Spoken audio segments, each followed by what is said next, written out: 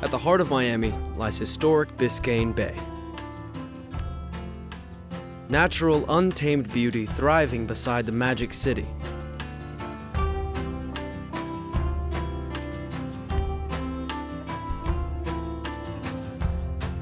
Its crystal clear waters teeming with wildlife have inspired painters and poets for over a century.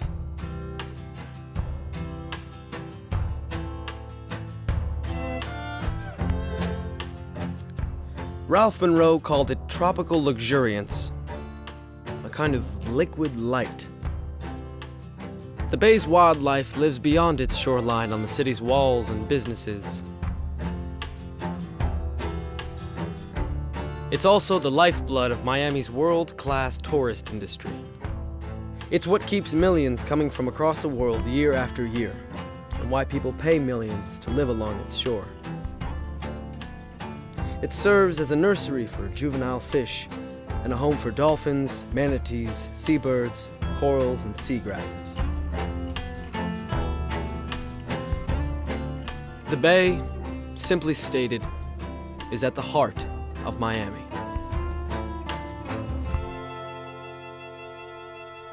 It's also home to the Port of Miami, and soon the port's new deep dredge project may kill the bay as we know it. Pushed by Florida Governor Rick Scott at a cost of billions of taxpayer dollars, Deep Dredge proposes to deepen the bay in order to accommodate the world's next generation of super freighters, the Post and Super Panamax cargo ships scheduled to cross the Panama Canal in 2014. According to the Army Corps of Engineers, Deep Dredge will deepen the bay to 52 feet. Because the bay sits atop limestone rock, they'll have to conduct more than 600 days of underwater explosive blasting.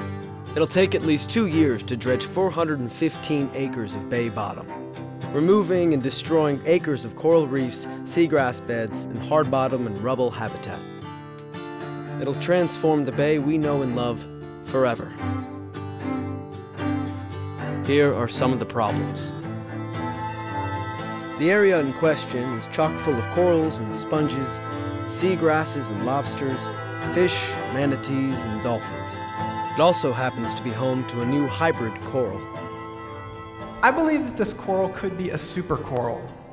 The fact that it is surviving where it is suggests to me that it has a hardiness that deserves to be studied. The hybrid coral is living on the southern shoreline along Fisher Island.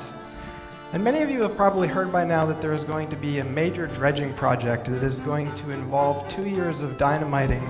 And while there's a number of corals that are going to be impacted by this project, I believe that the most important to be safeguarded is this hybrid coral living here at Fisher Island. Silt that leaks into the water from the dredge project could choke and kill seagrasses and corals across the entire bay. That plume of silt is just going to be brought in to Biscayne Bay, where we have some pretty healthy seagrass habitats that need to be protected.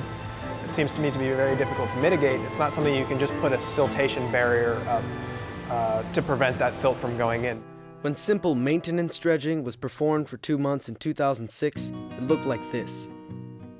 2006, behind where you see the gantry cranes, there was some hills sticking up on the bottom, more or less, okay? So they went in there with a new blasting technique called cap blasting.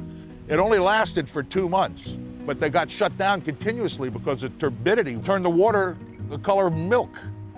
You can't do that over and over. Thank goodness it was only for 2 months. Only 2 months. Can you imagine doing that for 2.5 years, which is what this next project is going to be like?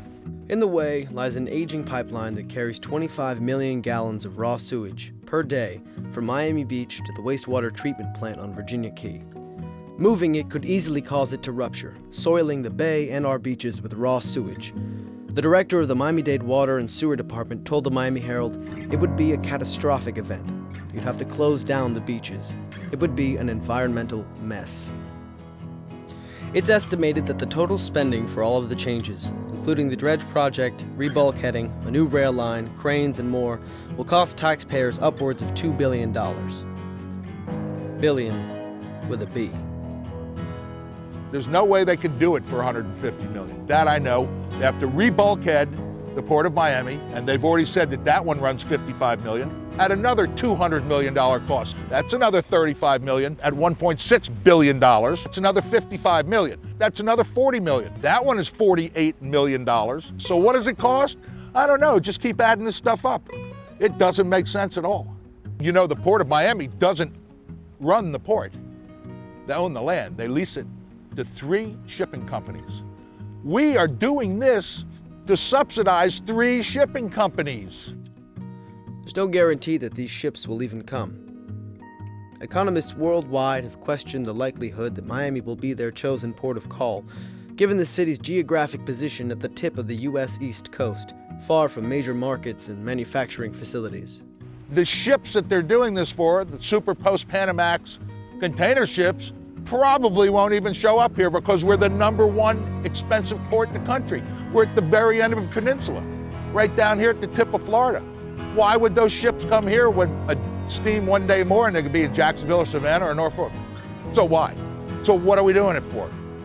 All of this is set to go down within the Biscayne Bay Aquatic Preserve, and just a few hundred yards from the Bill Sadowski Critical Wildlife Area, an area so environmentally fragile kayaks aren't allowed to float above it. They will be blasting next to the Bill Sadowski Critical Wildlife Area, which is 700 acres of mangroves and wetlands that surround Virginia Key. It's also within the Biscayne Bay Aquatic Preserve, which is the highest designation that the state can give to an aquatic area.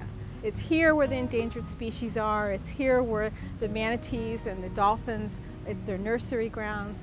And the shipping channel itself is just to the north of Biscayne National Park. We're very close to a very pristine environmental treasure of our country.